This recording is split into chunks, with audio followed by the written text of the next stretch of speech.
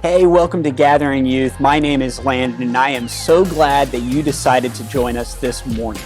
Well, we are actually going to be starting a brand new series today entitled The You Effect. And for the next 3 weeks, we're going to talk about, you. We're going to talk about the impact you have, the changes that you can incur upon a society and a culture, and everything that God has called you to do. Because for, many of us, we keep hearing about what God has called other people to do, or we hear that, all these stories of great things other people have done, and that's great and that's cool and you like hearing them. But for the next 3 weeks, let's talk about exactly what God has called you to do. So I've entitled today's messages, You're Doing Better Than You Think You Are. You're doing better than you think you are. Now let's kind of go back in time a little bit. Let's go back to when you were in elementary school. Now I remember in elementary school, at least for me, I remember that you really only had a class of like 25 to 30 kids, and you were kind of with those kids all day. Like you didn't have your 6-period day. You had your 25 kids, and the teachers didn't change, just kind of the classes did. So, the first class of the day would be English, and then your teacher would say, after an hour, she'd be like, let's move to science now, and you'd put your English folder up, and you'd pull out your science folder, and you'd start. And that's what I want you to picture in your mind. I want you to go back in time to there. I don't know what elementary school you went to. I went to one called Sandpine, but let's go back to elementary school in your mind. Remember your best friend in elementary school. Remember them. Normally all of us had, one or two like best friends in elementary school. Remember that day that you were in class first, and you were sitting down at your table, and you were getting your pens and pencils out and getting everything out of your backpack. And then class started, and you kind of looked around. Your best friend wasn't there. A few minutes go by, and you're thinking, man, they must be late. Maybe their parents woke up late. 20 minutes passes, and then the dread hits you. Your best friend is not going to be in class with you today. Remember how horrible that day was? Because you had to participate in class with other people. Without your best friend, you had to deal with people. And remember how bad that was, how miserable that was, and just how that person had such an effect on you that you loved being around them? I want to talk about that effect a little bit today. Maybe you know someone who's kind of the opposite of that. Like when they walk into the room, everything changes in a bad way. As soon as they walk in, the tension rises, or maybe they're so loud and hopped up on hot Cheetos that you have to scream to be heard over them, and you just don't want to be around them. Well, I kind of want to talk about both of those effects today and talk about how individually we have a huge impact on what we decide to be and the rooms we decide to go in and what we decide to do. We have huge impacts. And I'll talk a little bit today about how to use our impact for something good and how to use what you're doing for God's purpose. So let's jump into the Bible a little bit. Let's go into John chapter 6, and we are going to go into verses 5 through 14, and they're going to be at the bottom of the screen for you in just a moment, though. Because I want to talk a little bit about context, because if you've ever been to Gathering Youth, or even if this is the first time you've ever been to Gathering Youth, I hope you hear this. Whenever you read the Bible, you got to have context to what you're reading, because otherwise you're going to get lost and you're not going to really understand what's going on. And you could misinterpret what the Bible is trying to tell you, and that's just not what we want to do. So what's happening is, in this verse that we're about to read, Jesus has just crossed what's called the Dead Sea. He's just crossed this huge, what's basically a lake, but they call it a sea. And he's crossed this to this area, and he's been kind of traveling around and teaching. And so when he gets to this place, he looks up, and he gets off this boat, and his disciples, which are just 12 of his friends, they get off this boat, and then they realize that there are a lot of people that are following Jesus around, and they're starting to get hungry. So let's take a look at the story. Here it goes. It says, lifting up his eyes, this is Jesus talking, lifting up his eyes then, and seeing a large crowd coming towards them, Jesus says to Philip, where are we to buy bread so that these people may eat? He said this to test him, for he himself knew what he would do. Philip answered him, 200 denarii worth of bread would not be enough for each of them to get a little. One of his disciples, Andrew, Simon Peter's brother, said to him, there's a boy here who has 5 barley loaves, bread loaves, and 2 fish. But what are they for so many?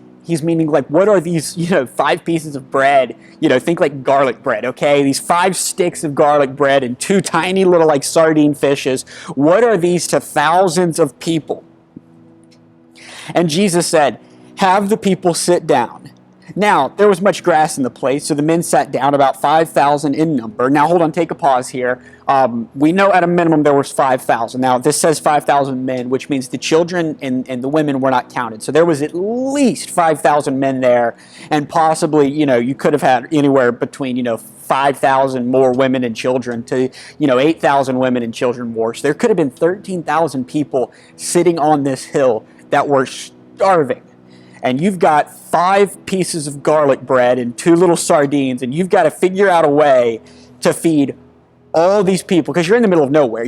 There's not a Walmart here. This is, this is in the middle of Roman times. There isn't a CVS you can just go and buy a bunch of food. No, there's none of that. You've got to figure out a way to feed 5,000 people at a minimum with 5 pieces of bread and 2 little fish. And so Jesus basically told him, sit down. And Jesus, here we go, verse 11, it says, Jesus then took the loaves, and when he had given thanks, he distributed them to those who were seated. Oh, yes. So also the fish as much as they wanted. And when they had eaten their fill, he told his disciples, gather up the leftover fragments that nothing may be lost. So they gathered them up and filled 12 baskets with the fragments from the 5 barley loaves left by those who had eaten. When the people saw the sign he had done, they said, this is indeed the prophet who has come into the world. Okay, so what just happened? Jesus gets off the boat, sees thousands of people following him. They're hungry. Jesus tells his disciple, how are we going to feed them? And he's doing this to test him. The disciple says, even with 200 denarii, which is a lot of money, with 200 denarii, we wouldn't be able to feed them all. But one of the other disciples says, there's a boy here who has 5 pieces of bread and 2 fishes, but that's nothing for 5,000 people. And so Jesus takes the bread, he blesses it, and he does the same with the fish. Blessing it is basically just breaking it apart and praying for it. That's pretty much it. It's pretty simple. And he just starts passing the food out. Well, he just keeps passing and keeps passing and keeps passing. And eventually, they somehow have enough food for not only the 5,000 men, all the women, all the kids, and they had enough leftovers for 12 baskets of food to be filled, just from 5 pieces of bread and 2 fish that just got miraculously expanded and expounded until everyone had eaten their fill and they had leftovers. So, and maybe you're like, okay, well, that's a great story, Landon, but how does this apply to what you said about, 5 minutes ago when you said this was about the impact I have? Well, I want to put you in the situation of this story as if you were that boy that had brought in those 5 pieces of bread and 2 fish. Now, see, I guarantee you that little boy did not know what was going to happen that day. Guarantee you. When we all get to heaven, if we see him up there, which we probably will, you can ask him, and maybe I'm wrong, but I would be blown away. He didn't know what was going to happen with those 5 pieces of bread and 2 pieces of fish. See, that was his lunch. His mom had packed him a lunchbox, just like maybe your parents did when you were in elementary school, or maybe they still do now. But he just had a packed lunch, and somehow this tiny little lunch fed 5,000 people. And the only reason it fed 5,000 people was because of whose hands it was in. I'm going to say it again. The only reason it fed 5,000 people was because of whose hands it was in. See, this was not a lot of food. This wasn't a lot brought to the table. And maybe that's what you feel like you're like. That you don't bring a lot to the table. You're like, Landon, I have a 2.0 GPA. I'm trying my best, but I'm not the hardest worker. I'm not the fittest person. I'm below average. I'm not the best looking. I don't bring anything to the table. Well, first of all, that's wrong. You bring something incredible to the table that nobody else can bring. But nevertheless, Jesus took these small pieces of bread and these small fish and fed 5,000 people. Imagine what he can do with your life. See, it's not because the boy brought the 5 loaves and 2 fishes to this hill, this place where this was happening, that he fed 5,000. See, the boy could have tried his very best to hand out the bread and the fish and nothing would have happened. He may have fed 3 people at the most, fed 3 people, and they probably would have had a lot of empty stomachs still left over. He could have tried to do it on his own, but he didn't. He gave it to Jesus. And only because the fish and the bread was given to Jesus was it able to feed 5,000 people. And that's what I am encouraging you to do today with your talent, with your skills, with what God has given you. You may not think it is much, but in the hands of Jesus, it will change the world. So what does that mean? Well, let me apply this. So let's say you love music. And you may not do a lot else, but you love music. Ever since you were little, maybe you played the guitar or you play, the piano, and your parents made you do piano lessons, and you have to read classical music. I'm with you. I had to learn how to read classical music as well, and you had to learn all that. You had to take music theory. I feel you. Music theory was a tough class, but let's say that's what you've done. And you're like, well, Landon, this is all I bring to the table is I'm a mediocre guitar player, or whatever. Or maybe you're an incredible guitar player. Who knows? How do I give this to Jesus? Well, that's very simple. You get involved with using it. You apply to use it. See, I want to give you some steps real quick. If music is your thing and you think, I want to be able to sing or I want to be able to play my instrument, well, that's awesome. We would love to have you do that. And we would love to help you use that gift that God has given you to worship Him and all that. And so if you wanted to actually do that, you could actually do that on this stage, in this church. You could do that, or you could do it with Gathering Youth. You could do it with our adults. You could do that. And how do you do that? You just ask us. You just tell us that you're interested in us. You just reach out to us and you do that. Or maybe music is not your thing and you're like, well, Landon, all I bring to the table is, I'm really good at talking.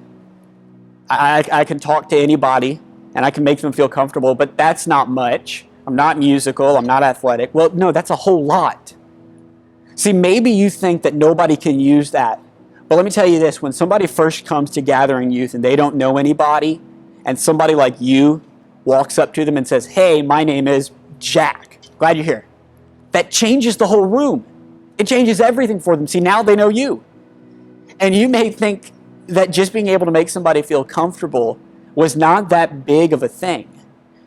But just like the 5 pieces of bread and the 2 fish, in Jesus' hands, anything you bring to the table can change people's lives and can change the way people view themselves forever. And so I encourage you, take some time this week and just ask God, just in prayer, be like, hey God, what skills, what things have you given to me that I can bring to the table? And I guarantee you He's going to show you exactly what it is. Maybe it is singing. Maybe it is, worship. Maybe it's you're great at social media. You are really good at social media. You have the best, most popping Instagram of anybody in your entire school. You know how to run social media. You've got it. You are great. You've got the Polaroid down. You've got the lomography down. You're good. So that's another thing you could bring to the table. You have so much to give and so much to be able to be used in the hands of Jesus that your effect and your impact can change thousands of people's lives. And so I want to encourage you this week, pray about it, think of that thing that you can bring to the table. And here's what I want you to do with that. I want you in just a few minutes at the end of this message, I'm going to go over some ways to contact us. I want you to actually message us that skill. It can be anything from guitar to social media to, I don't know what it is. Maybe you're great at creativity. And you're just great at saying, man, Landon, I like the way that stage is designed behind you. But here's how I think we could do it really cool. Maybe it's that. I don't know what it is, but I know you've got a skill, and I know God wants to use it to impact thousands of people, and He wants to use you to change a generation. And so I want you to just message us those through any of our ways that I'll show you how to do that. But before we get there, I want to talk to some of you who maybe this is the first time you've ever heard about, this Jesus that wants to use you and doesn't want to strike you down from heaven, and that He has so much planned for you and He wants to use you in an incredible way. And maybe that kind of just flies in the face of all that you've heard about religion and all that you've heard about God. And that maybe this is something you're interested in. that you're interested in this Jesus. Well, that's awesome because it's very simple to have a relationship with Jesus. You just got to ask him. And all you're doing when you ask him is you're just turning to Jesus and saying, I'm going to live by your rules. I'm going to live how you've called me to live for the rest of my life. And I'm asking you into my heart. That's all you're asking him. And so in just a few seconds, I want to walk through a prayer. Now, the prayer is not magical. It's not an incantation. It's not a spell. We're not chanting it. You're not getting up on stage and getting matching tattoos with me. No. All you're doing is just saying an earnest ask to Jesus that he would come into your life. So if you want to do that, I encourage you, pray this after me. And you can say it out loud. You can say it in your heart. It doesn't really matter how you say it, just as long as you mean it. Say, Dear Jesus, thank you for dying for me. I'm asking you to save me and to teach me how to live. I'm turning to you for the rest of my life. In your name, amen. Now, if you prayed that for the first time or the first time you've ever meant it, I encourage you. In just a few seconds, I'm going to go over how to contact us, and I want you to reach out to us and let us know that you made that decision. We're not going to be weird. We're not going to put you in front of a camera. We just want to help you take the next steps and just celebrate with you because it really is the greatest decision you'll ever make in your life. Awesome. Let's go through some announcements real quick. First of all, I want you to stay in contact with us, and the best way to stay in contact with us is through our Instagram. And that's at the very bottom of the screen right now. It is just at We Are Gathering Youth. It is spelled YTH. That's how youth is spelled, but it's at the bottom of your screen. Just type that into Instagram. You'll find us. We want you to follow us. That's the best way to keep up to date with Gathering Youth. There's other ways you can stay up to date with us. You can go to our website, which is www.gatheringchurch.cc, which is also at the bottom of your screen.